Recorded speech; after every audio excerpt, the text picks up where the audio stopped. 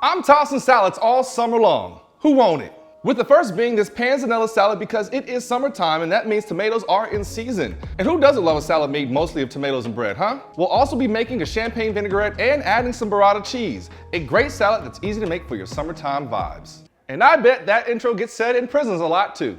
Starting off, I've got a loaf of sourdough bread here that I got from Whole Foods. You could use stale bread if you'd like, but I'm fine with this since I'm going to be toasting it a little bit in the oven anyways. This recipe is going to have a lot of eyeballing to it. For instance, I'm using half this loaf because that's about all the bread you'll need to serve about 2 to 4 people, depending on your serving sizes. You can slice these down into 1-inch cubes if you want something more uniform and precise, or go the way that I'm going and just tear them into pieces of different sizes for a little bit more of a rustic appeal.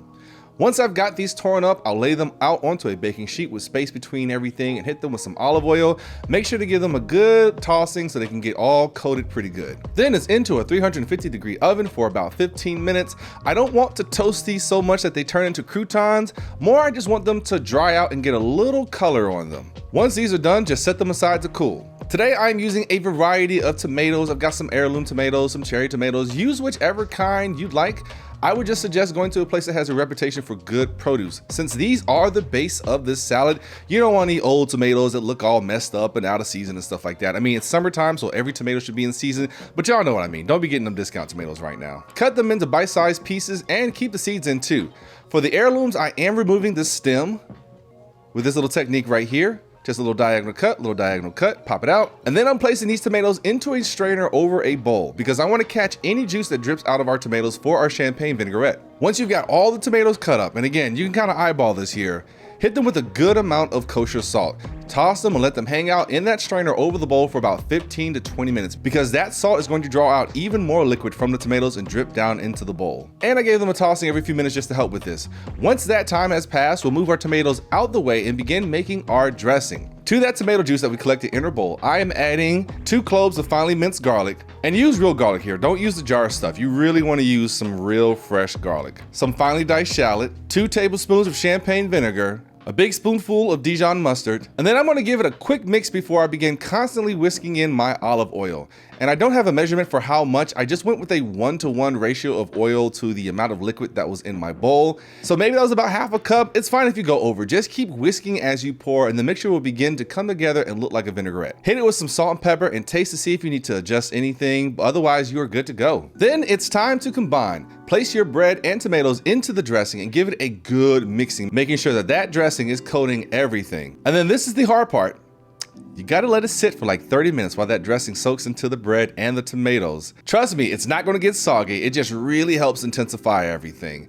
So be patient, leave it out on the counter, walk away, go do something else, but 30 minutes. If you want, you can do a quick little taste test, but otherwise, don't touch it. Once that time is up, hit it with some salt and pepper, which I think here I used some smoked salt just to kind of see what it would do. My initial plan was actually to toast this bread on the grill, but I wanted to keep it inside that day. Also, it was hot as hell. Another reason why I decided just to go with smoked salt there, just to kind of add a little bit of smokiness to it, but you can use regular salt if you want to.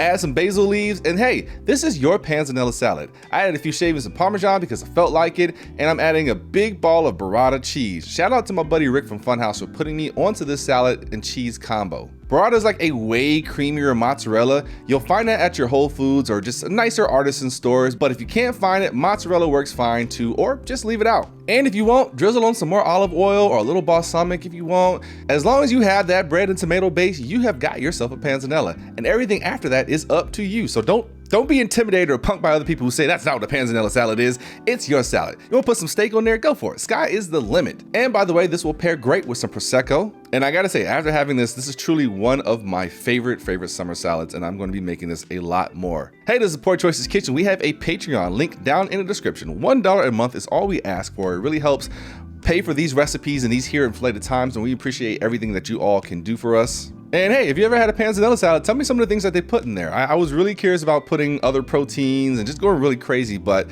for the sake of keeping this recipe simple and under budget, if I'm being honest, I just went with this route. But I would love to hear some of the types of salads that you've had, Panzanella style, as well as maybe just some other salads you'd like to see. We are in the summer season, and it is the best time to be having some salads.